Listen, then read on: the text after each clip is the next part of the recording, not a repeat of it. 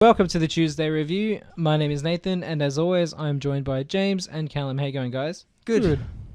Good. So we did what James was alluding to last week. Yes, I actually promised something that came true. I think that's a first.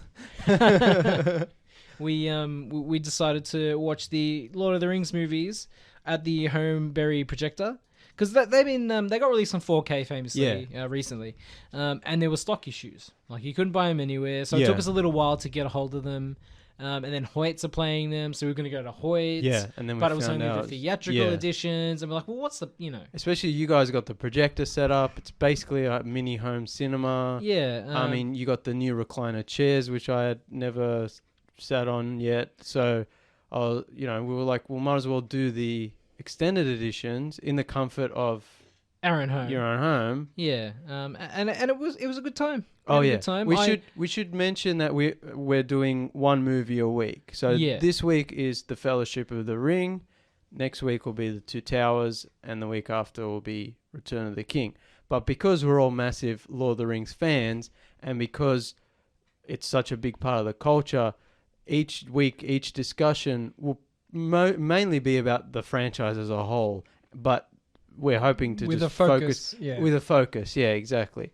Because we could have done the whole trilogy in one episode, but then, that's just so much stuff. It's too much, yeah. Too much to talk about. I like, especially with the extended editions, they're 4 hours anyway per movie. It's like, it's better just talking about one a week. Yeah. Gives us time to digest it And because we all work different schedules, so it's like better we watch one a week, talk about one a week. Yeah, it's funny. I originally, it was supposed to be 2 o'clock, and James said to me, don't work extra hours. Yeah. Right? And he's like, don't work it because we're going to be watching at 2 o'clock. Yeah. And then my boss at work was like, can you please stay back until 2? Yeah. And I said, 1:45. That's the thing. And I'm like looking at the watch at work, and I'm like running to my car.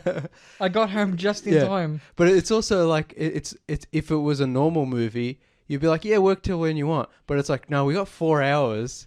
Like, we need to schedule this. Like, adding further context to our listeners, it's 2 4K discs for one movie. Yeah. It's an enormous amount of content. Oh, yeah. But, I mean, that's also awesome because it means less compression. Yeah, much less compression. So you're getting the best quality 4K from the movie, pretty much. And before we, go into the content, we'll just talk a little bit about, the technical specs. It looked amazing, and our home setup, it's projectors really don't have Dolby Vision. If they do have Dolby Vision, they're like a $50,000 projector. Yeah.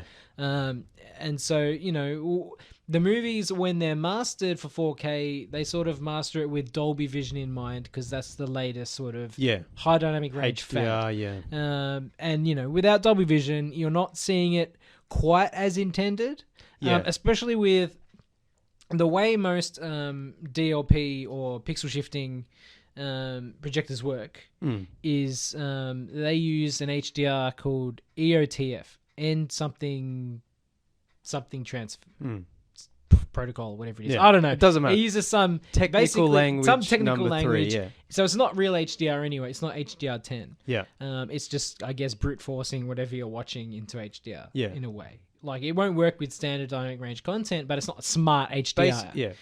So whatever we're watching, it's not. Probably the picture's not as intended. It's probably nowhere close to as intended. Yeah. But it still looked pretty good. Basically, in layman's term, HDR make picture look good. Yeah, HDR makes blacks look deeper while making colours brights more vibrant. look... Yeah. Yeah. And so we basically had to...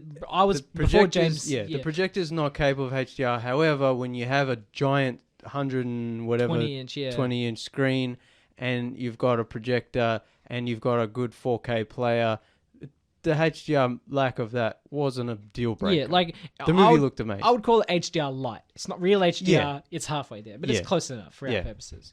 And it was good. I did play with it a little bit before James come over. I was like playing with the settings. I was playing some games on it and everything else. But, the games look amazing. But I made sure it looked presentable. And I remember I turned off the HDR altogether. I'm like, just see, how it looks, how it looked without any HDR, because that's always a discussion. We've had this discussion off the air. Sometimes James will turn off the HDR because if it's not designed with HDR in mind, the picture will just look better without it. Yeah.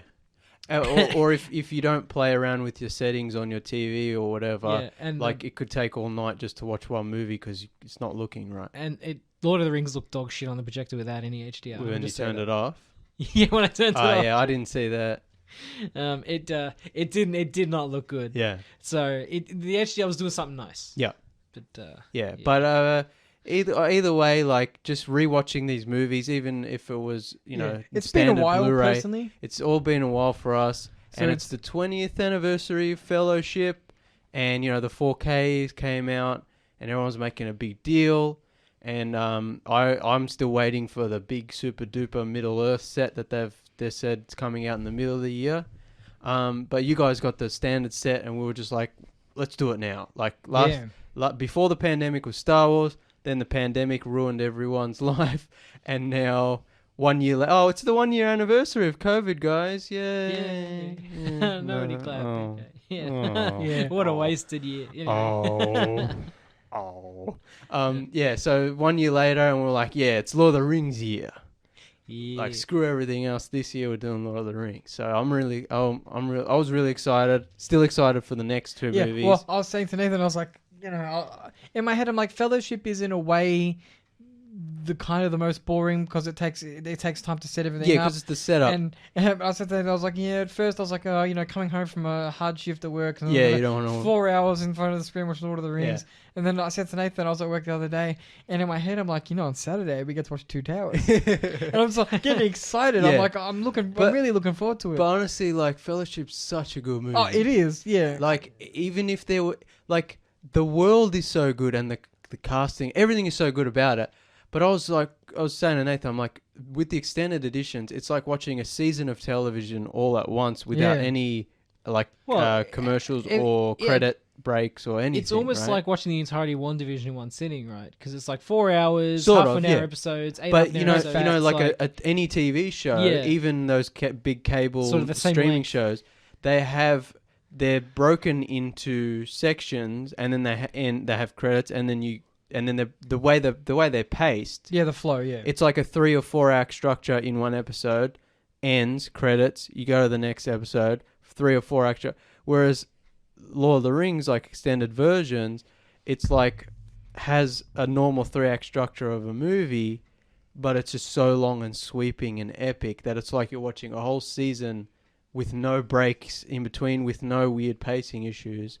Yeah. It's incredible. Yeah. But what I was getting at is one of the great things about Fellowship is even if you cut out the action scenes, just everything about it is just engaging and gripping and mesmerizing. I was mesmerized. Yeah, it was a really good time, and I hadn't seen the movies. I haven't seen them in many years. It's been a while, yeah. Yeah, and I was like, I'm not sure. Like, it's 4 hours. I'm sure I'll enjoy it. But similar to Callum, I'm thinking Fellowship. I love it's not the most action-packed. No, because I think once you sink into it, because that's the good thing about having such a well-written, really long film. Yeah, is like an hour in, you can sink into it. Yeah, and you sit in that groove, and then you. Yeah, it doesn't matter that it's not fast-paced. We've talked about this before, right? All my favorite movies are long movies. Like I love long movies. Like you get into it's like a trance. Yeah, like once you like. A lot of people are daunted by it, but once you do it, you get in that. If the movie's good, if the movie's bad, then it doesn't matter what length it is, right? It could be an hour long and it feel like forever. But if a movie's good and it's really long, you kind of get in this trance and you like enter that world. This movie is a perfect example. Yeah. It draws you into its world, into Middle Earth. It's incredible. Yeah, and being at home, we're more comfortable. It's a better experience. Yeah, it was wonderful. Yeah, we can have snackies and take tea breaks without missing anything. Because that's the other thing, man. If we'd have gone to see this at the cinemas, like someone's gonna have to go for a pee break at some point. Oh, me? 4 hours. No. When it comes to movies, I'm iron bladder. you guys maybe, but no. But it wouldn't have been a comfortable time. Yeah, no, true. But I prepare myself. I purge myself the night before. James dehydrates himself 24 hours before a movie. Yeah, I work out. I'm like, all right, 4 hour extended edition. Drinking no water, no liquids, nothing. Going in, boys. Going in dry. Prepare yourself. Like shave a mohawk onto my head. Like put the war paint on my Going in. Comes in looking like Hawk from Cobra Kai. No, like it's just nice to be able to, especially with a movie that long, to be able to pace ourselves. Yeah. Oh yeah, it's much more comfortable. Yeah, especially with long movies. Yeah. So yeah, Lord of the Rings, Fellowship of the Ring. For those who aren't aware of it, it's actually, this brings up a good point that I was thinking about after we watched it. It's 20 years old. There are people born when the movie came out or a bit after who are 20 or almost 20 years old who didn't grow up with Lord of the Rings the same way we did. Yeah.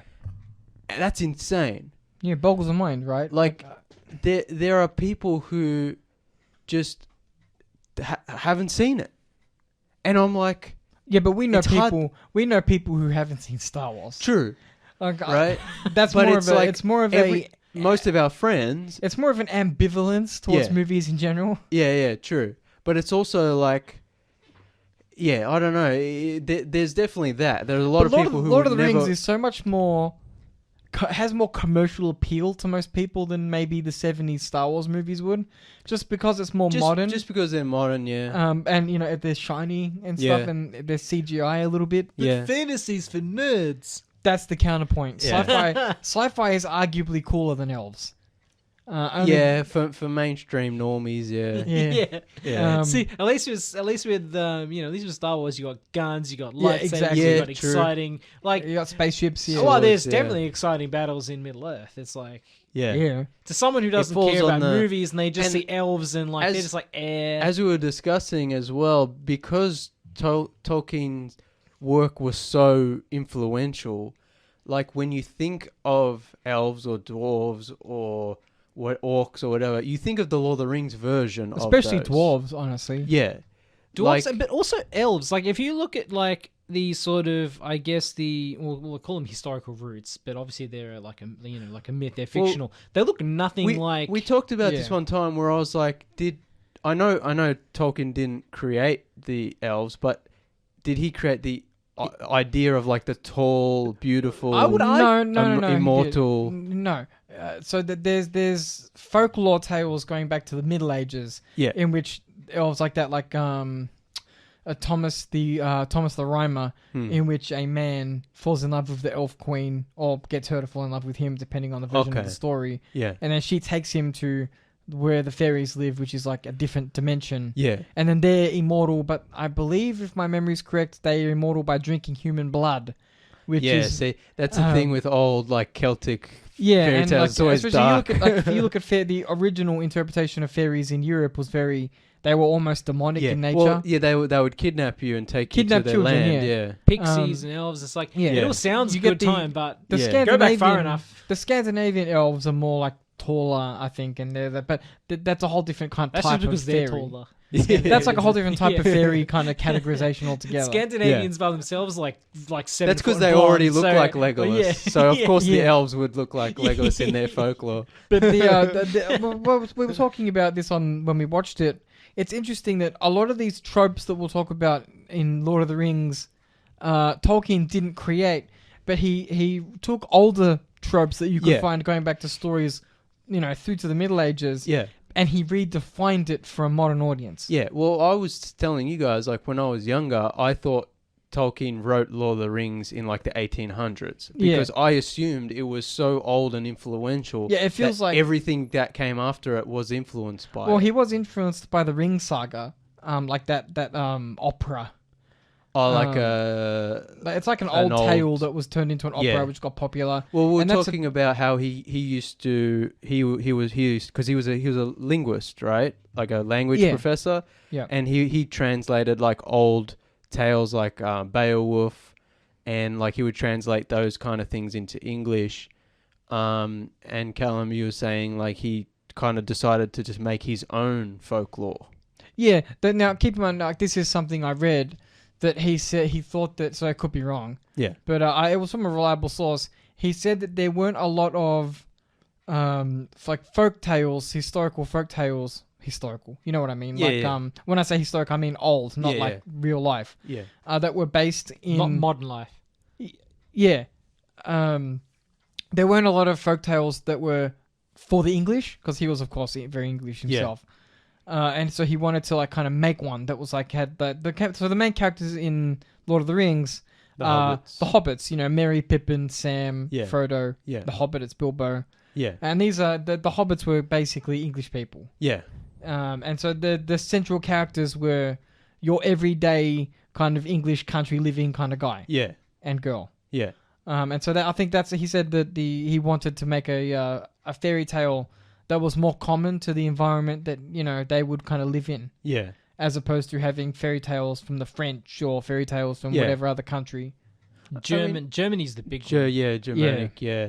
I mean, but like there's Celtic folklore and all that, like old... but there's like a lot of Irish folklore, but that's also very separate from... Okay, like, it's... Like the whole thing about... He's talking about specifically like English. This is where it gets weird, because it's like the whole thing about the divisions in the UK, it's like... You can fit the entire UK in Victoria, but they're very separate. Yeah. So it's like there's together, but separate. Exactly, yeah. So it's like, even though there's all this Irish folklore, and it's very definitively Irish, it doesn't translate well to English. Yeah. Welsh folklore is very unique, but it's a lot closer to English than it is, say, to Irish. Yeah. And like the Scottish and such. But it's like... somewhat all bleeds together a little bit at some point, but there's not a lot of similarities. There's similarities because proximity of living is so close. Common roots, ancestors. Common roots. Yeah. And obviously, you know, like living that close to another people's, it's like it blends together a little bit, but there's nothing definitively English. Yeah, and he was trying to create his version of that. We'll start our deep dive right after this break. You are back on the Tuesday review. Sorry about that. We had some technical issues. Nazgul came in and started stabbing our beds. Luckily, though, Aragorn was smart enough to... We were hiding under the desks here. Yeah, they couldn't find us. I took the ring off and they left. Yeah, they couldn't smell you anymore. Yeah, so we are talking about the Fellowship of the Ring, the first in the Lord of the Rings trilogy. Yes. Although Lord of the Rings was meant to be one book. It was decided. I'm pretty sure. I mean, technically, it's one book. It's just split into three, sort of. Yeah, I'm pretty sure they decided it was like too big for Americans, so they split it into 3 volumes. That makes sense. So it's all of these extended edition movies go for 3 hours and 48 minutes. So I mean, look, we're gonna. Sorry to interrupt, Callum. Did you want to go on? No, I was gonna say. So there's a lot. There's a lot for us to unpack. Yeah, like I wanted to start with like I said at the start, like. This is like more of a franchise, trilogy overview. Yeah. But we're focusing on each movie, and so we'll probably repeat ourselves a lot throughout each episode, especially when we get to the end, Return of the King, when we look back on all 3 and talk about all 3. But I want to start off by saying, like, and this will definitely come up in the later episodes of like the whole trilogy, like. These movies are the literal definition of lightning in a bottle. Yeah. Every now and again, you might hear us talk about how something might not necessarily be the definitive version of that story. So James has the opinion that the Harry Potter movies, while they're good, they might not be the best version we've seen. Yeah, it's like the first 2 are a couple of good, and then they kind of get worse. And it's like you could do them again. And it's the same with Dune. I personally love Lynch's Dune, but me too. For all we know... the best Dunes to come in 30 years. Yeah, like Lynch's Dune we really like, but it's not the definitive adaptation. That's right. And the new movie coming out might be, but we don't think so. Yeah, no. But I think there are movies like Shawshank Redemption, which it's like one and done. Frankly, The Shining too. Maybe even The Shining. Like you made the best adaptation... cinematic adaptation of a book you could. You're never going to top that. So why even bother? Would you consider the Watchmen movie a good adaptation? Look, we won't get into it. No, but just generally yes or no. Yeah. It was the best at the time. It's not the best. It's not the definitive adaptation.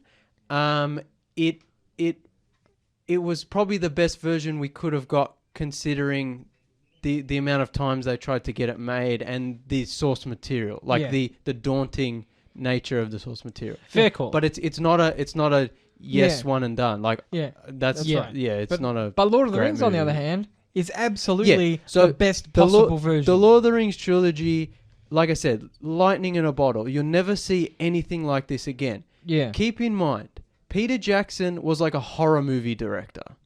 He was well known, but he wasn't the hugest, and he's more known for doing like gory, in-your-face horror movies. So I guess that would partly explain the reason why the practical effects are so good. Because generally horror works well with practical. We'll get to that later. Especially that's in one of the era. reasons these movies work so well. And the fact that he flew in the elves and he he actually went to the Nolan approach. The Shire. See, the whole New Zealand thing is just a marketing gimmick. Like he actually went to Middle Earth. The U.S. Army conceals the secret location of the portal to Middle Earth. Yeah.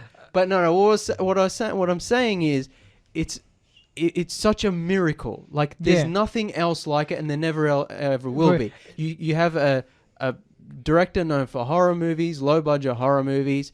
You give him one of the biggest fantasy franchises of fantasy all time. Stories ever. And like Lord of the Rings, before the movies came out, Lord of the Rings was big. Yeah, but it wasn't like. But I think we should also say like the movies made it bigger.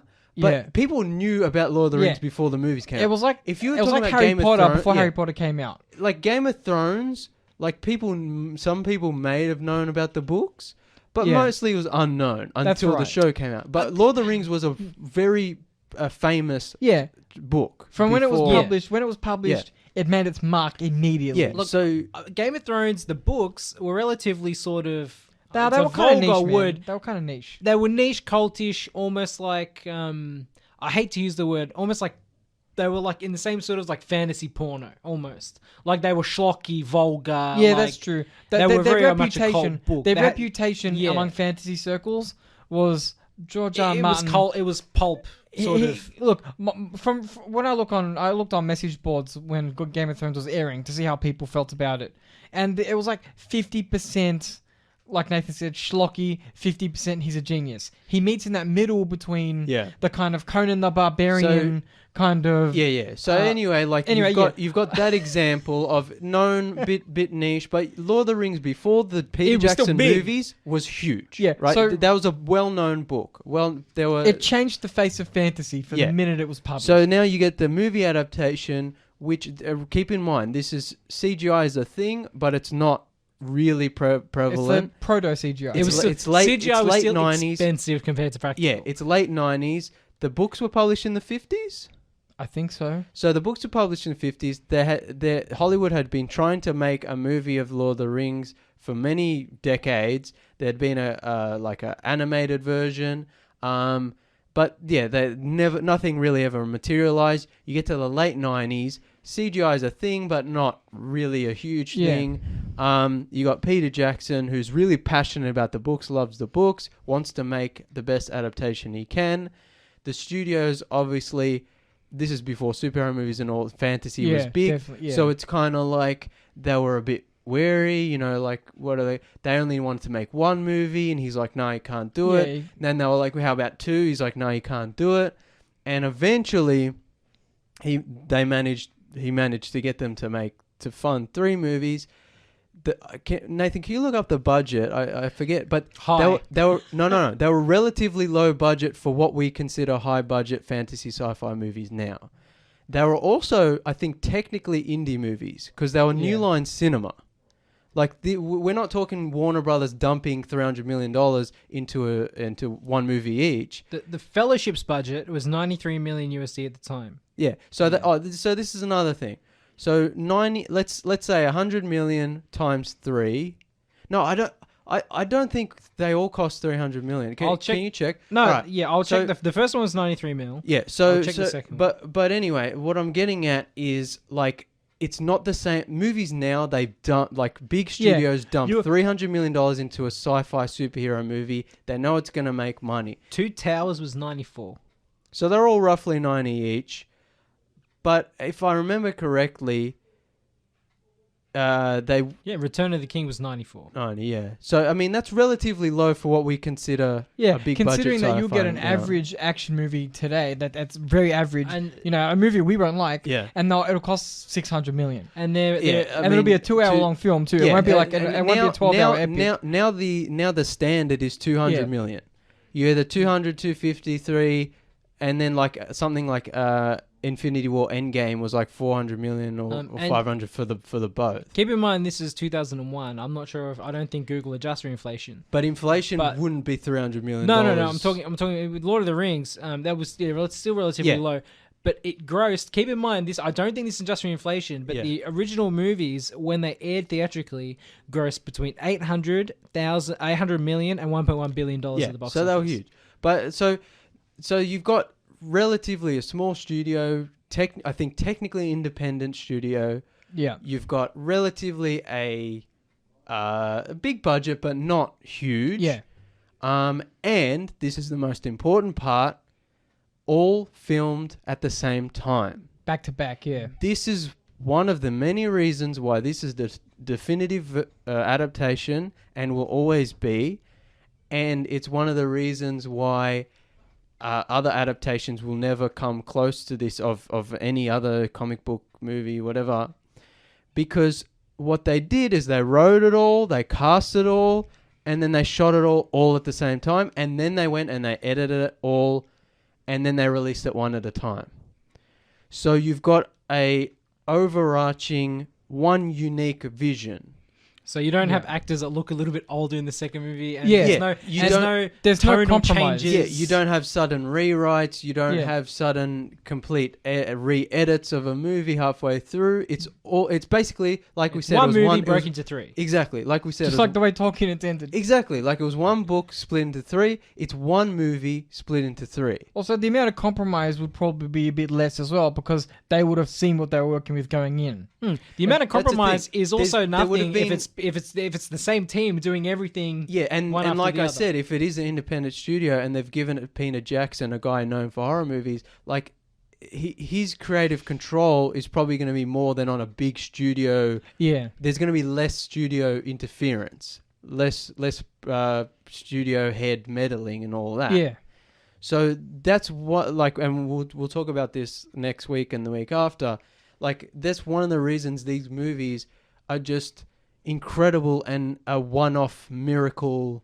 Yeah, literal miracles. Yeah. When you watch them and you think, this is, I mean, probably not exactly how Tolkien and the Tolkien estate imagines it. Yeah. But it's as close as we're going to get. Like, obviously, in terms of the adaptation, there are things missing, things that have been changed, things that have been streamlined. But in the overall arching... it's basically perfect. Yeah.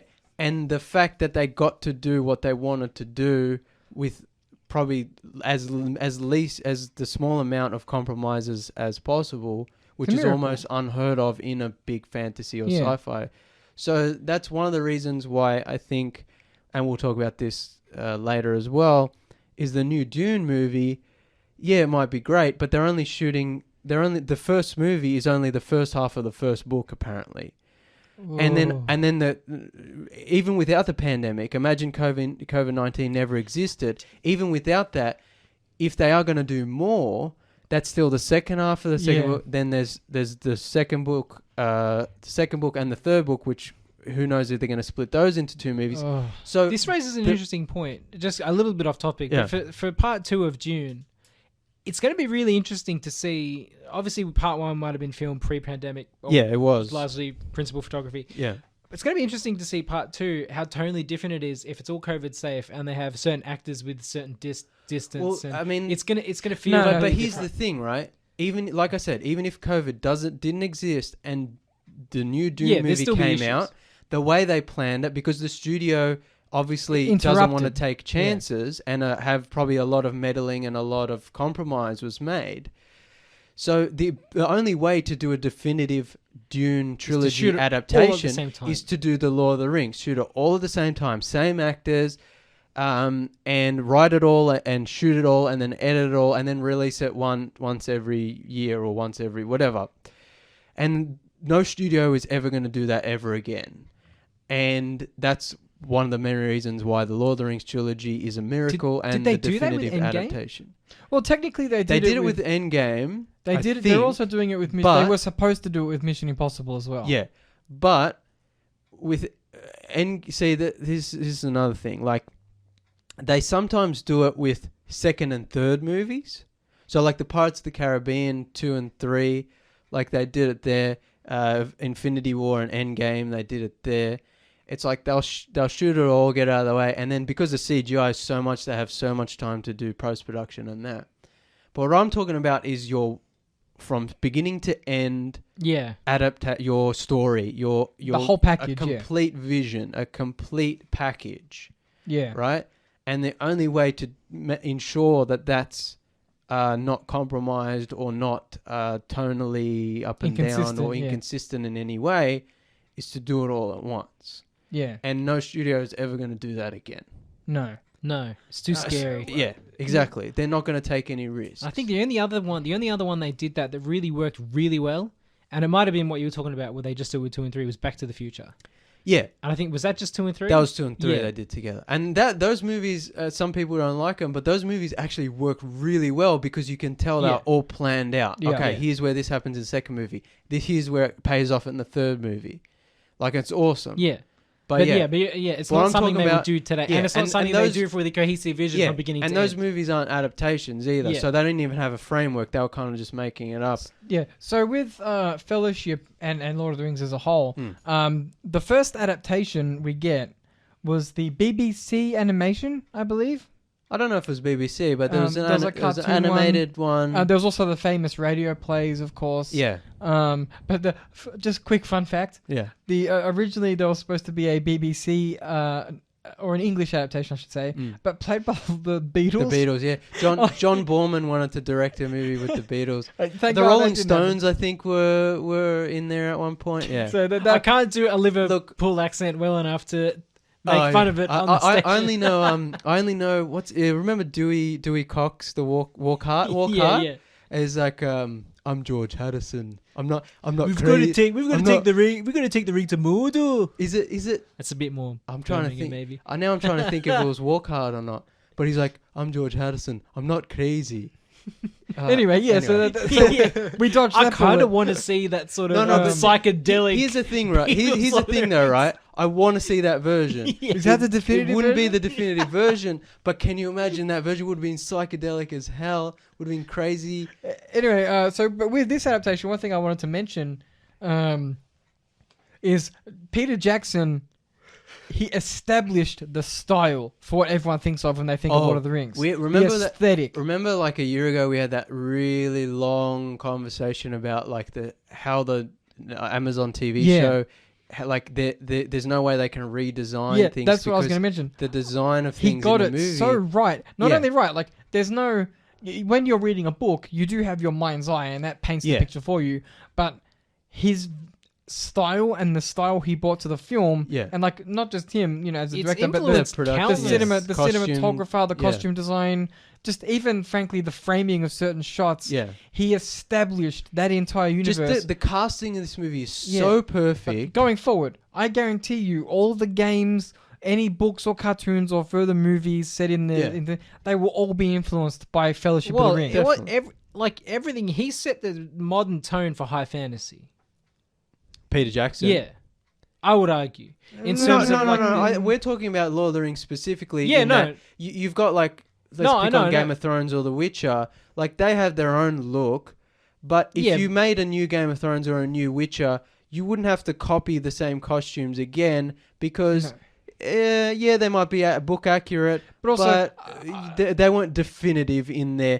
But with Lord of the Rings, the way Peter Jackson and his crew visualized those elements is so perfect that any Lord of the Rings property after that is just like, well, we might as well just... That's the way they look. So that's the way costumes look. That's the way weapons look. Is Rivendell.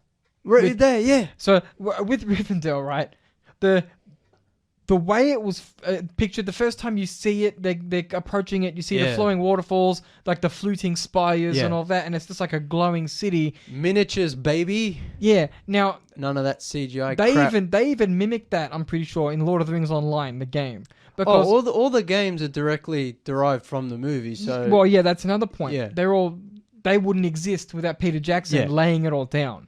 Because the money the Tolkien estate made, they put because the Tolkien estate is famous for red lighting stuff. Like, no, you can't do this, you can't do that, you can't have this property or that property, or you can only do something under very strict circumstances. Yeah. Because naturally they guard that that property jealousy because it is the their greatest legacy, for their family. It is the greatest fantasy property of all time. Makes me wonder how much Jeff had to pay to be able to make a TV show. But we talked about this. Bezos doesn't care. No, He's got all the money in the world. But I would like to know that. If they're spending $1 billion to make it, yeah, I would like to know I just like to know. I want to know the conversation. I want to know the dollar amount. Whatever they spent on the rights was probably a drop in the pond compared to what they're spending on the production. We used to joke about this. It's what Jeff wants. It's what Jeff gets. Exactly. Yeah. No. So, but what I'm getting at is that's for the movies. But you look at the book as well. Tolkien changed the face of fantasy. Not so. When I say, I mean mainstream fantasy. I'm not talking about. You get other stories like Thomas Covenant, which kind of take things in a different direction. Yeah. And you get the Wheel of Time, which in certain elements literally rips off Tolkien. He's so influential. Because it's even Game of Thrones. Any fantasy story now is any post. I would say post 2000, post movies, Lord of the Rings. Like fantasy novels, a lot of them are just it's like Star Wars. Anything that comes after is influenced. Yeah, even especially considering the Wheel of Time books, I'm pretty sure predate 2000. The issue is that Tolkien, while he, like I said, he redefined these things, he didn't create everything wholesale. Yeah. He, of course, as all writers, he influenced by various pieces of culture he would have picked up. Yeah. Especially with his background, taking bits and pieces from all over Europe and kind of weaving them into his tapestry. And languages, But it's funny because we'll talk about Lord of the Rings when it comes out. But there's basically the Nazgul in Lord of the Rings. There's all types of bad guys and tropes that all replay. You mean we'll talk about the Wheel of Time when it comes out? Yeah, I'm sorry. I must have misspoke. But these things now, someone will release a piece of like a fantasy movie, and someone will say, "Oh, it's so reminiscent of Lord of the Rings." Yeah, and it's just interesting. But like that, it's just so influential. That aesthetic that Peter Jackson nudged down. I mean, it's perfect. Who's going to top that ever? Yeah, no, you're not, and that's one of the reasons why it's so definitive. All right, so what should we talk about next? New Zealand. All right, this is another reason why this movie is so amazing and a miracle. We don't have a resident Kiwi on the show. Oh, we need Alan. Well, in the next couple of weeks, we'll try and get him back on. Yeah. The perfect location. Yeah, it's like when you think about movies before Lord of the Rings, you don't think of New Zealand as the location of anything, really. Like, obviously, he is a Kiwi, isn't he? Obviously, Peter Jackson, yeah. But, like, you think, like, obviously there were movies made in New Zealand, but it was never a big, like... Australia had more big movies than New Zealand had. Like, it's not a location you think. Then again, Australia is mainly known for, like, especially during that time, for big movies, like, were either made in like warehouses and studio lots, like The Matrix, or like I'm talking Mad about Max, like apocalyptic that's what I'm talking about. There were movies in Australia that make you think that utilized the outback or whatever. But like in New Zealand, it's that untapped resource of like it has all the major sort of like climates. It has like your mountains, your forests, your snow. That's the thing. So not only did Peter Jackson, being a New Zealand native, for him to like bring it home basically, but also for New Zealand to be the perfect location for all of Middle Earth, not just like the foresty parts or not just the Shire or whatever. Like for pretty much everything, right? So it's got so much diversity in its landscape and flora and fauna, whatever, that he could do everything there, and highlight how beautiful it is, and boost the local economy and tourism economy, and also basically make Weta Workshop, the CGI special effects studio, which I think is it his company? Did he create it? I think so. Is it like an ILM situation? I shall look it up. Did they make it just for that movie? But anyway, like to make that also like a big name in special effects, and like to be a pioneer in special effects, that's pretty big for such a small country. So yeah, it's just incredible how, to make it, I don't know what to compare it to. It'd be like if we made a Wheel of Time adaptation and like it's all going to be shot in Australia and we're going to make put Australia on the map. Yeah, it's his company. I don't know. Weta. Yeah. So, yeah, it's incredible, and it adds to the specialness of the movie because uniqueness. It's like, not only is it a good film, it's also like a cultural landmark, if that makes sense. Yes, exactly. A film with such impressive, like, set location. Yeah. That it's like a literal national thing. Yeah. Like Yeah, the tourism board. It became part of their national their identity. tourism board employs Lord of the Rings in their strategy. Yeah. Yeah, it's go and visit the Shire. Yeah. Exactly, yeah. Which is, honestly, I'm sure... it's better than the Shires we have here. I was going to say, like, as much as New Zealand's probably amazing, like, if it wasn't for Lord of the Rings, I probably wouldn't want to go because I'm not into... Like, I love nature, but I'm not into walking or extreme sports or hiking or I'd whatever. like to go and see the snow, but I probably wouldn't do much at the snow. Yeah, I wouldn't ski. So like the only reason I would go is so I could go to Hobbiton and like put my head in the Bilbo's doorway and stuff. And feel really tall for once in your life. Yeah. Like, look at me, I'm tall. Yeah, but so amazing. What else? Not the music. Music. Yeah. You can't really divorce the sort of the sweeping epic landscapes from the music in this movie as well. The score, like Howard Shore, like it's iconic, but it's both epic and like sweeping and also like really poignant, and it's the perfect balance of, and it's all like, it's one of those scores you could like put on your like earphones and just listen to from start to finish. Yeah. And you get like a whole different range of... Yeah. It's incredible, like perfect. You get some heavy metal, you get some sweeping some Irish hip-hop. Celtic music. No, it's so good. You get the range of emotions. It's incredible. And I mean, no movie works without its music, you know? You know, and the soundtrack for The Fellowship of the Ring, it won Academy Awards for Best Original Score, Grammy Award for Best Soundtrack, World Sound, and Best Score Soundtrack, and Best World Soundtrack. Yeah. And Best Original Soundtrack. Yeah, it's incredible. Like, it adds to... Imagine being the poor guy or girl, I'm not sure who scored it. Howard Shore. Oh, yeah, sorry. Imagine being that poor guy when they come up to him and like, look, we need you to score Lord of the Rings. And if you knew what that was, if you're like, yeah, sure, whatever, fantasy movie. The pressure. Well, I mean, that's the thing. I don't know Howard Shore, like, was he familiar with Lord of the Rings before that? Like, he had made so many great scores before and after Lord of the Rings. So, like, I'm sure he took it as seriously as everything. And if you've got a great director, as Peter Jackson was for this specific thing, it's like, he's not going to choose someone who's not going to be right or put in the effort, you know? So yeah, and these movies, like I said, you know, how it's like a whole season of, you know, especially the extended version, they're epic in every sense of the word. Like, it's just the scale, like you feel the enormity of Middle Earth and the enormity of the adventure that these small creatures have to go on. Yeah. You know? Like, and again, the use of practical effects and miniatures helps in this, and the use of the nature shots and forced perspective. That's something we're talking about when we start watching the movie, is like the whole forced perspective thing of like having normal size actors play hobbits, and then instead of just digitally shrinking them, or, you know, that probably kind of would have looked weird too. There are a couple of shots where you could see they're digitally shrunk and it looks a bit weird. And of course, if they're like in far shots or running back there, they use like little people as stunt doubles. But otherwise, like if there's like if there's like a hobbit sitting next to a normal sized person, they use forced perspective where it's like Frodo is actually sitting really far away from Gandalf when they're riding together in the cart. You know, so it looks like they're sitting next to each other. You've probably seen those famous behind-the-scenes photos. Yeah, where it's like it looks like they're sitting right next to each other, and Frodo's looking up at Gandalf.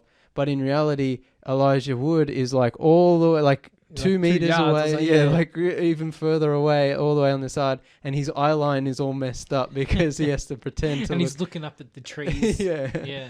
But it's so amazing the work they put into just that alone. Yeah. Not to mention the miniature location like Rivendell and like all the castles and that are all Like- miniatures that they digitally composited unless into real a lesser locations. would have just had full-size hobbits.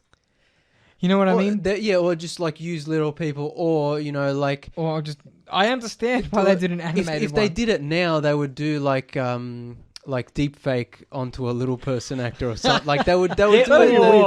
They would do issues if they did that. They would do it in the worst. So they would probably weird. do it in the worst way. But I think also like the fact that they shot miniatures like castles and stuff, and then shot like a mountain in New Zealand, and then just digitally composited them together. So you've got two practical elements stuck together.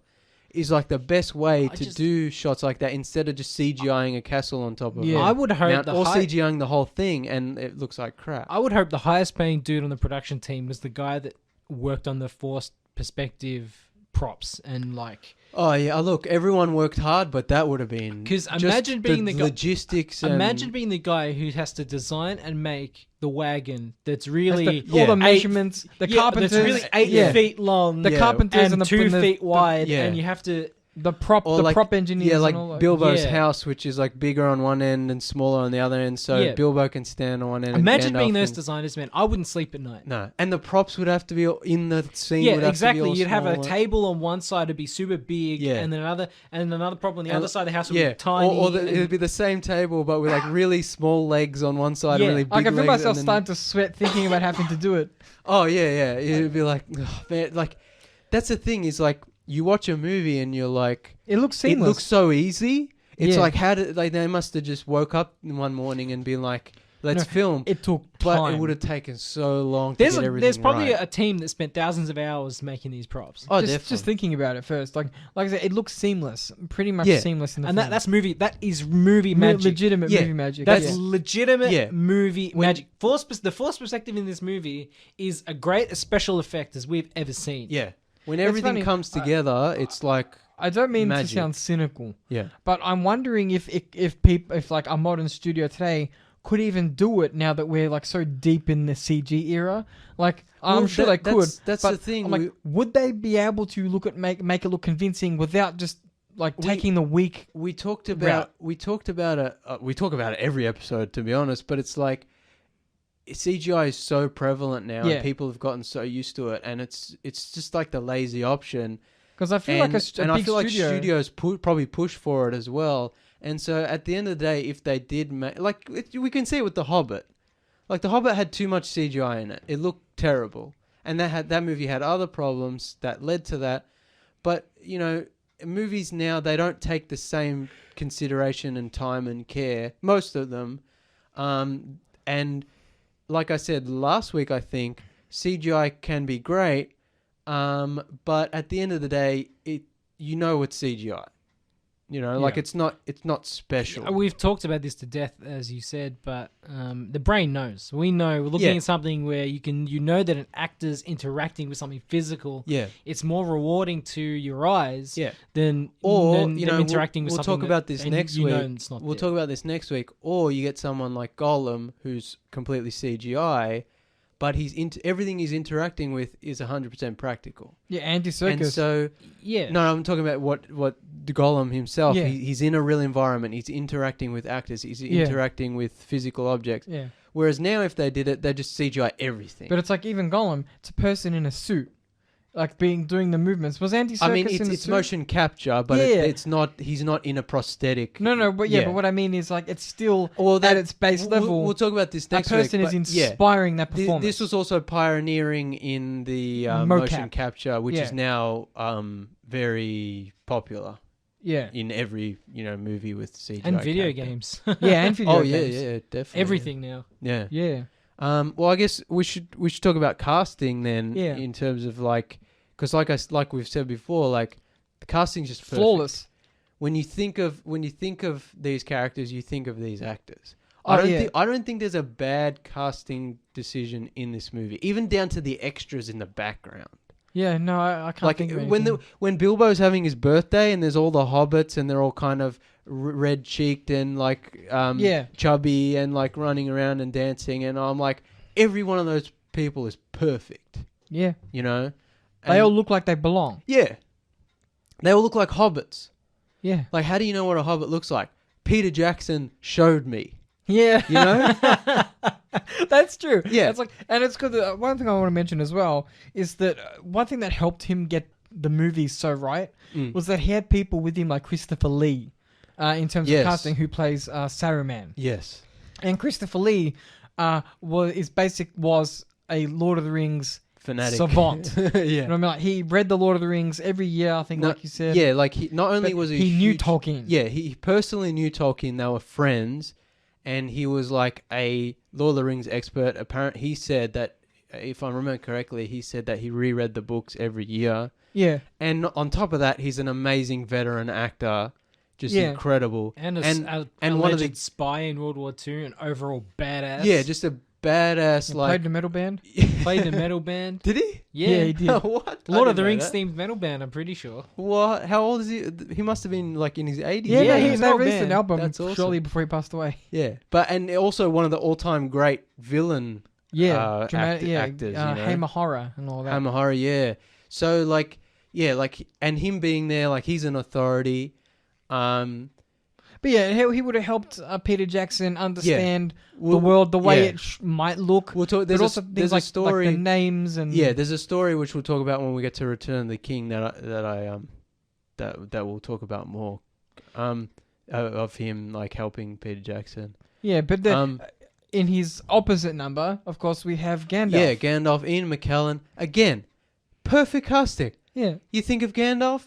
Yeah, I actually mentioned we're watching it. And I said, who else could have possibly played Gandalf? Well, apparently Sean Connery was originally asked to do it, but he didn't want to do it. And thank God for that, because as much as I love Sean Connery, he can't really do not the right choice. No.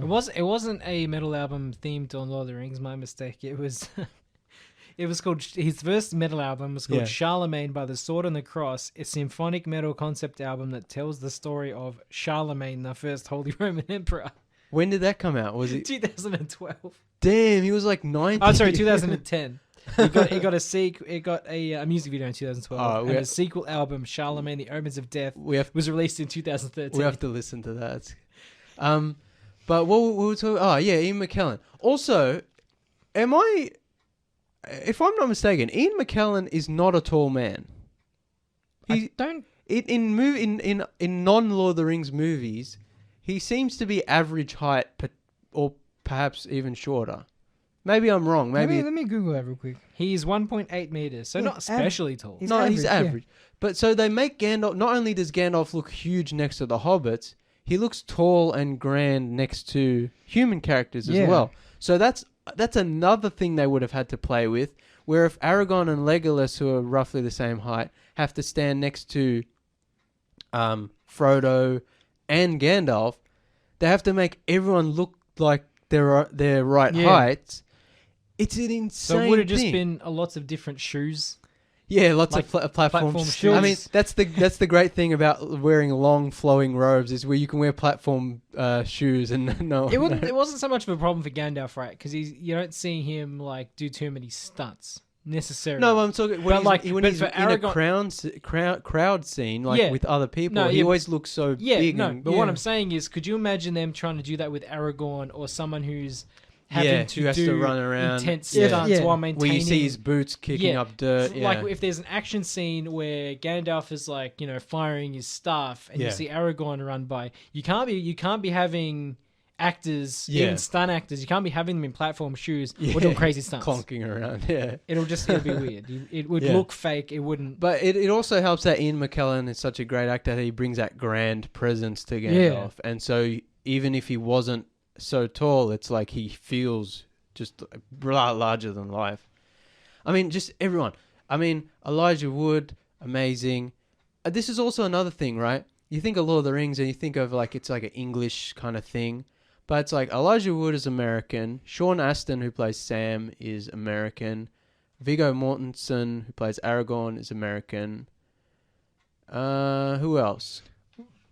In terms of Americans?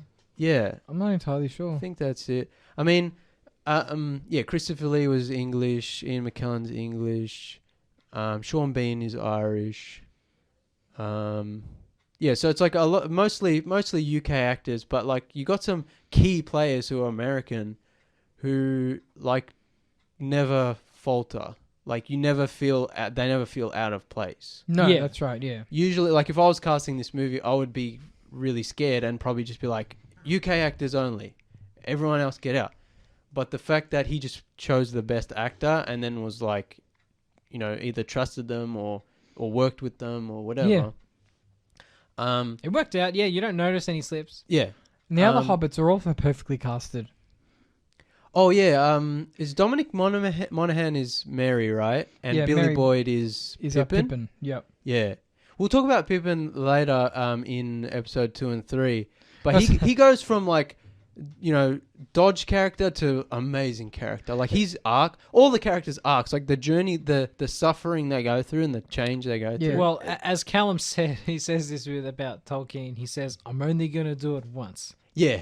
Yeah. So, It's hold my Yeah. beer. No, and it's true. It's like he didn't really do much in the way of big original fan works. Most of the other works he did were like the Silmarillion, which are like that's like a very It's like a It's like the encyclopedia. Bible. Yeah, it's like the Bible. yeah. Of the And then he Middle did Earth. other works, but they're all either it's like all in verse, Yeah. or it's you know what I mean. It's not like a standard fiction. He did a lot of product. translations of other works. Yeah. But it made me laugh. I was on the internet the other day and I saw a Twitter thread about the origins of the character names in Lord of the Rings. yeah. And it's talking about how like Pippin and Merry and Sam Frodo, that's not their real names.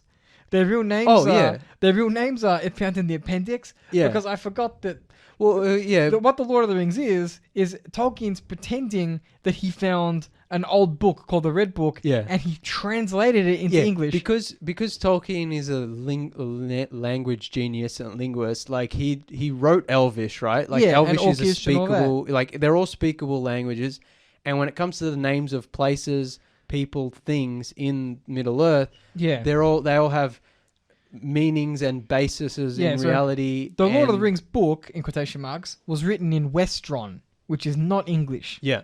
And so he translated that into English. Yeah.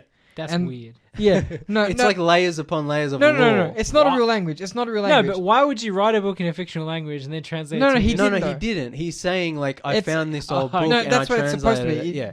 It's supposed to be a translation. So what's of an Frodo's existing real book. name? It's not. I'll look it up real quick. Yeah. But it made me laugh. I'm like, you think you know these There's characters? layers upon His name's layers. just like yeah. George. I mean, like Jonathan. Like, it's like excuse me? it's like any great. Frodo's real name is Mora Labingi. Okay, that's stupid. Yeah.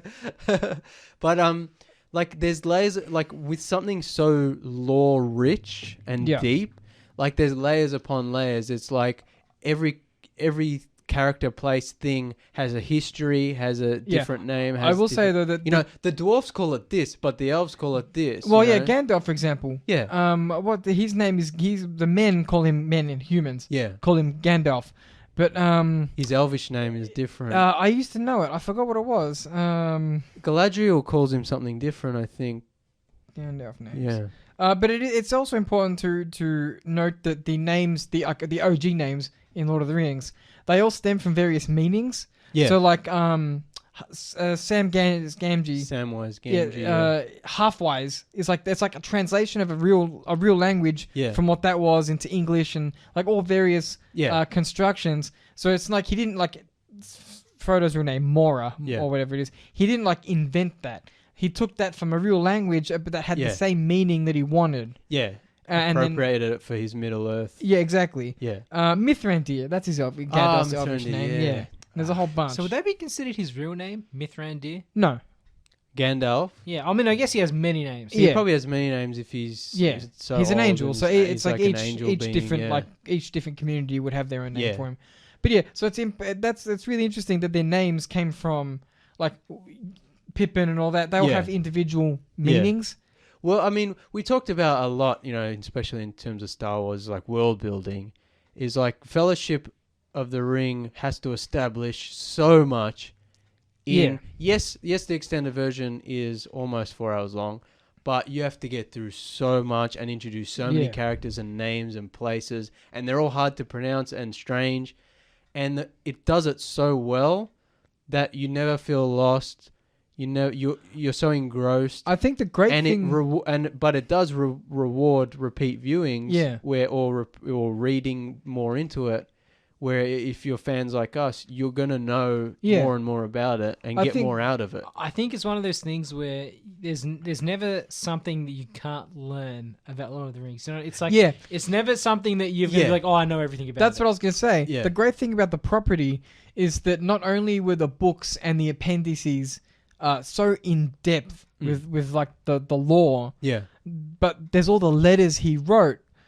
To other people, which he describes or discusses a subject to do with Lord of the Rings, or even not to do with Lord of the Rings, but it might be about a language, and you can use that to get a really full understanding of what it is you're trying to film. Yeah, exactly. And especially if you have someone like Christopher Lee to help guide you. In that direction. Actually, that brings up a good point. Is because Tolkien wrote the Silmarillion, which is like a history of Middle Earth or a Bible in Middle Earth, the world. Like Peter Jackson had. Even if he wasn't allowed to use anything from the Silmarillion, he had like an entire cosmology. Bible and genealogy and history. Yeah. Like he had an entire world history of Middle Earth before even starting the movies. I think the Lord of the Rings as a book is complete and nice enough that he wouldn't have to have needed anything from the Silmarillion anyway. No, but because he was such a fan, he would have read the Silmarillion and known about it, and he probably would have consulted it for his own notes and when writing things and whatever. I was looking up the Gandalf names just as an interesting little tidbit before we move on. Yeah. Tolkien himself likened what we see as Gandalf in these movies or in the books, the original books, as he described him sort of like based after, at least visually, the Norse god Odin in his wanderer guise. Oh yeah, I can see that. Yeah, that makes sense. Yeah, so like as a visual, the way we see him is in the way he's in the book, the long beard, the cloak. Obviously, he appears different in different times to different people, but we see him as inspired by the Norse god Odin, which is pretty cool. Yeah, that's cool. Yeah. So it's so dense. There's so many layers. But I mean, there's too many great cast members to go through all, and we don't have time. And we'll talk about them. We'll talk about different cast members tomorrow, in next episode and the episode after, as the characters become more involved in the series, in the trilogy. And Sean Bean dies in this one. But I mean, he dies in every movie. In everything. But he's great in this movie, and he is the basis of one of the all-time great internet memes. Yeah, one does not simply walk into Mordor. Except that you do if you're a hobbit. Which is why he dies, because he underestimates another area these movies had an immeasurable effect, the memes. Oh, so many great memes. What does Frodo say? All right, have your secrets. No, you keep your secrets. So good.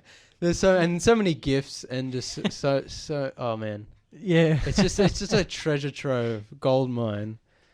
It's a mine of Moria, if you will. Mine of Moria. Mine of Moria. Yeah. Oh man, that's where the dwarves stored all their spicy memes. Spicy. They were not willing to share the memes. Yeah, you shall not post. Oh man! All right, Calvin, Mike's getting turned off. All right, Callum's that off. was a good one. Turn it back on. Okay, that was the one time Callum actually had a good. But oh man, so good. Yeah, but so we can't talk about all the cast. We've only got a few minutes left, so we'll move on. So I think we should mention. We already mentioned about. Yeah. So the look. The film starts with it establishes the characters, then it has the motivation to leave home, like the classic start of the hero's journey. Yeah. And then it introduces danger, the Nazgul stabbing the sheets, introduces... Oh, that's such a great scene. I love that shot where it's like above the door and they're all walking in with their swords pointed horizontally. That's a great shot. And then they're all stabbing the bear. It introduces the Guardian figure, which is Aragorn. Yeah, Strider. Yeah, Strider. Such a cool name too. Yeah. It's so cool, like Tolkien, like writing a book in the 50s, like epic high fantasy. I'm sure this character existed before him, But this is also a cool character that could It's have not a been trope made. that gets old as well. Yeah, Yeah, so it's like the nameless stranger who turns out to be someone important. Yeah, There's a character in the Wheel of Time. I can't remember his name because it's been so long since I read it. But it made me laugh when I was reading the Wheel of Time. And the magician books too. You have the merchant peddler who turns out to be a god, and you have like the seemingly innocuous character who Yeah. turns out to be someone of great power. but I mean we kind of flew past it as well. Viggo Mortensen is like one of the best actors ever. yeah. Like Aragorn is so good, but oh my god, he's so good in all the movies. He And is, when yeah. we get to Return of the King, we'll talk about it more. So good. I think Callum wanted to mention. We already mentioned the look of the film, so it's probably not. We're like the sets and that amazing, costumes amazing. We already went through that. In terms of like, we kind of talked about it at the start. So Lan. There's a character in the Wheel of Time books called Lan. Yeah. And he's basically just Aragorn. Yeah. It made me laugh. It's like some swordsman who's bound to one of the witch ladies. Yeah. And it turns out he's the king of like the defeated country, and one day he's gonna get it back. It just made me laugh. I'm like, I also like Tolkien. It's what we're talking about before, the influence. Yeah. Spread. But it's not just that, it's also the kind of drifter character who's also a secret badass. Like, he doesn't have to be the king or the chosen one. I'm sorry, this is going to sound mean, but it's also male wish fulfillment. Oh, definitely, yeah. You know what I mean? Just, yeah. It's like, that's why it's so popular with teenage boys. Yeah. And slightly older boys. Men in their 30s. But yeah, like... We talked about at the start of the show, like, one of the reasons this movie works so well is because Peter Jackson came from like a horror, practical effect, gore background. And so when you get to this movie, which is PG-13, it's obviously trying to reach a wide audience. It was never going to be a like gory movie or whatever. Yeah. But the way he shoots things and the practical effects, there's some edge to it and there's some violence to it that I don't think you'd see if another director did this. And it's also, because of his roots in horror and his use in practical, like, he knows what to do. Yeah, and not just the some of the effects are really gruesome. Tension building. But the tension building, the way he shoots things, the way he lights things, like there's a horror element to some of it, you know? Yeah, for sure. And also because the orcs are ugly creatures with green blood, you can chop their limbs off and stab them and get away with a PG-13 because there's no red blood and they're not human. Yeah. And so he was able to do a little bit more in terms of violence. And it works so well. The action in this movie is so cool, and the violence. Yeah. And even the violence against human characters, while it's not over the top or gory, and it's still suitable for most younger teens or even kids, like there is some moments like when Boromir is getting shot, like it's quite impactful. Like there is a level of blood and violence that I don't think if they made it today, I don't think you'd see the same. Well, it kind of has to be, you know what I mean? Like Boromir you have to see Boromir take that. But I feel punishment. like if they made this movie today, Boromir would still get hit with arrows, but they wouldn't be those big chunky arrows that the Uruk-hai use. It might not be. It might be a speck of blood. There would be no blood. That's something I noticed. The arrows were like. Yeah, and the Uruk-hai the heads of the arrows. He has this huge compound bow, and it's so. This is also going to sound. This is one of the things that makes it interesting is the actual arrows. I don't know a lot about how arrows were made in the Middle Ages. Yeah, but I'm sure that the arrowheads were probably they would have been a lot big, thicker. Yeah, because you look at arrows in movies and it's like these little thin. No, the arrows back in the day would have been a lot thicker because I guess it depends on the arrow. There's long bows, there's short bows. Long bows would have had thicker. But it's interesting to see like even the arrows are like they're beefy boys. Yeah, well that was because the Uruk-hai were like war machines. They were like the tanks. It's like it's more effective. It's just appropriate. Yeah. There's also that great bit at the end of the movie where Aragorn is fighting one of the Uruk-hai like close up, and there's all these other Uruk-hai running up the hill, and it's just like a long kind of medium long shot of just Legolas just like nailing guys with his bow. Just slowly, one at a time. He's like taking his time. He's so confident. 3, 4. It's such simplicity, but so, like chef's kiss. Well executed. Yeah. Like. So there's so many great moments like that. So many. And there's also we're not at the start of the action yet. We've got Helm's Deep still to come. Oh, wait till we get to next movie and Return of the King. Wow, but like this is just a taste. But yeah, there's just like this. There's also some of the. I think this also comes from Peter Jackson's background, and it wouldn't be the same if another director made it, or if it wouldn't be the same if it was made today. There's a level of scrappiness to the violence. Yeah, like it's maybe not realistic, but when there's a sword fight, there's some desperation going on. It's not a operatic. Yeah, it's not a fencing ballet. Yeah, sort it of doesn't thing. look like it's been. It has been painstakingly choreographed. Exactly, but it doesn't look like it. They're fighting with broadswords and they're trying to kill each other. It reminds me of Star Wars. You know the type of fighting you get in Star Wars, the original Star Wars. Yeah, when it's swinging. To maim. It's not like people twirling around. But even in Star Wars, there's a level of theatricality because of the fencing nature of the lightsaber and the way those movies were based on old sort of pirate movies and fence.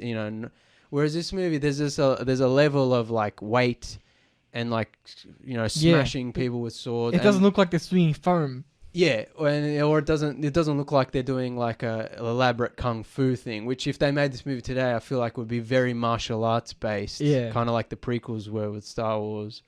And also, I guess we should mention, if we're talking about action, is the wizard fight where Saruman turns on Gandalf and they're throwing each other around with their staff. Yeah, we actually contrasted it to the final battle in WandaVision. Yeah, in which it's like red fireballs versus. And I turned to you guys and I said, if this movie was made today, they would be shooting coloured lights at each other with their staff. Yeah. Whereas in the movie, they're kind of using the force. They're just on like wires. They're pushing each other around, and the use of the wires is interesting as well because it's not just he got pushed back and fell. It's like Saruman is like playing with Gandalf, and he's moving in such a way where Gandalf is like stuck in like a horrible pose, and he's like spinning around. And then when he's about to throw him off the cliff of, is it Isengard, right? The tower? Yeah. And he's going to throw him off the tower and he's like just floating off the air. It's just so well constructed and unique and memorable. It also shows that the power... Yeah, it shows they're both really powerful wizards without them having to fly up and do exactly. It's a show of strength without being over the top. Yeah, it's not showy. It's not look at how powerful I am. This is not a discussion we should have because it'll take up too much time. But I like how Gandalf carries a sword because even though the wizards in Middle Earth are meant to be like demigods or angel type creatures who are super powerful, it shows that there's like a human element to them. Oh, look, a staff's just not always an effective tool to kill someone. They incarnate. Also it shows to Gandalf's kind of more, he's closer to men than Saruman is. Exactly. Like Saruman is very above men. Like he lives in Isengard and he's the head of the order that Gandalf says he's the head of my order of wizards, Yeah. Like he's the high priest or whatever. Yeah. Whereas Gandalf is like more the monk who's in the trenches with the other soldiers kind of thing. And I like that element. Like Gandalf is super powerful, but he can't just click his fingers and fix everything. Not without dying a couple of times. We should talk about the Mines of Moria with the cave troll. Yeah. When the cave troll comes, it's like Gandalf is in as much trouble as everyone else. Yeah, because especially when if they're in Moria, he can't exactly use powerful spells because they might cave everything in. But it's also the nature of magic in Lord of the Rings has always fascinated me because it has to do with I know Gandalf uses runes. And there's all kinds of interesting things that he does. Yeah, I think the movies successfully streamline things and simplify things.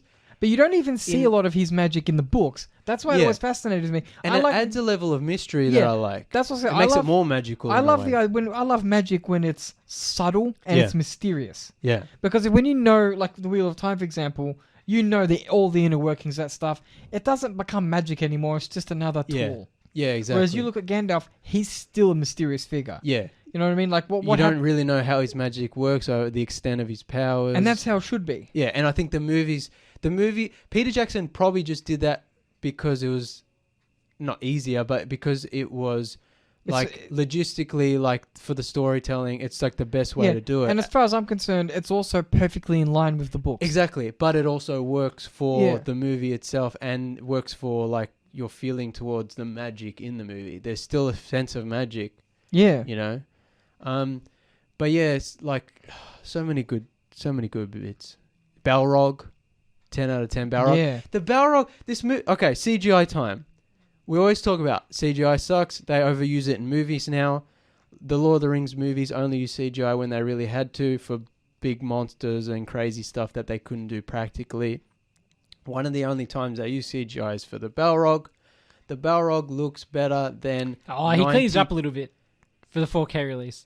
Yeah. But they didn't George Lucas. No, they didn't George Lucas. So they re-rendered all the CGI in 4K so it looked good, and you were saying they kind of fixed up a little if there was like a dodgy pixel here or there. Yeah. But they didn't redo the CGI. The CGI still there were no redesigns. There were no redesigns. The CGI still looks like the same way it did in cinemas in 2001. Just sharper. Yeah, but it looks like the Balrog looks It helps better. that it's also kind of, it's not like it's a dark shot. Yeah. They use it in the right way. There's no overexposure. Yeah, it's not a human character. Yeah, but like the Balrog looks better than 90% of the stuff we see in modern superhero movies. Yeah. It's not saying much, man. Yeah, but that's the thing is the bar is so low, you know. But it's just when there is CGI in Lord of the Rings, it's tasteful. Look, there's some dodgy CGI in the Lord of the Rings trilogy. I won't lie, but like most of it's tasteful. None of it really affects the movie, and most of it works and looks amazing and looks better than it does now. Because as we've discussed, CGI hasn't gotten that much better. No. Is it 2005? Is it 2020? I don't know. Yes. Also, look, we've run out of time and we've got so much to talk about, but we will come back next week with 2 Towers and the week after with Return of the King, and hopefully we get more of a straight. We had some technical difficulties, so we kind of got interrupted a bit. But one thing I will say, which we'll pick up sort of, is the tone of this movie is so perfectly balanced. Yeah. It is the most perfectly like tightrope balance of between a tone. hope and hope and horror. Because you go from like Merry and Pippin stealing cabbages from Farmer Maggot's cabbage patch, whatever, to them tumbling down the hill, bumping into each other, to the Ringwraith coming. Oh, Ringwraiths are awesome, by the way. 10 out of 10. Yeah. Ringwraith coming, and that's a scary scene and then iconic scene. Yeah, and then you've got Frodo tempted to put the ring on, which is a whole nother element which we didn't even talk about with the invisibility and the ring and the tempting of the ring and Sauron and the creation of the ring. And we didn't even talk about Weathertop with the where he gets attacked and Aragorn sticks the fire in the Ringwraith's head and it's awesome. Yeah. And then is it Eowyn? Yes, I think so. Yes. Eowyn, yeah, she comes on the horse. Oh my god, so cool. Eowyn. There's Eowyn is the human. There's two female characters. They both have similar names. It's annoying. We'll come back next week. That's what we pick up next week. James, just Eowyn and Eowyn. Eowyn, yeah, there's Eowyn and Eowyn. Use a different syllable. Use a different vowel, please. Pretty sure. Yeah, but there's all that stuff so awesome with the water and oh my god, so cool. Yeah, so much to dive into. Yeah, you go ups and downs, scary, funny. And it's all at no point are you like this is jarring or like this feels out of place.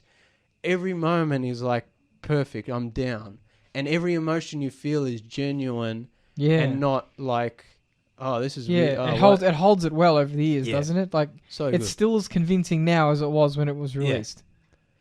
Yeah. 10 out of 10. Join us next week as we continue our dive into the Lord of the Rings trilogy movies, focusing on the 2 Towers. 2 Towers, be there or be an orc. Yeah, close enough. Adios, good cousins. enough.